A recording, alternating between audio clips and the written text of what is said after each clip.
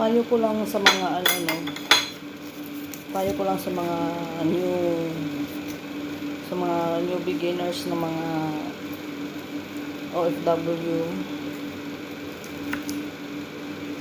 mga kababayan, mga kapwa ko kadama, kapwa ko ka-OFW.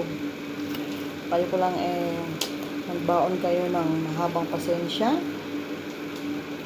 at mahabang pakikisama at lagi magpakumbaba sa mga amo.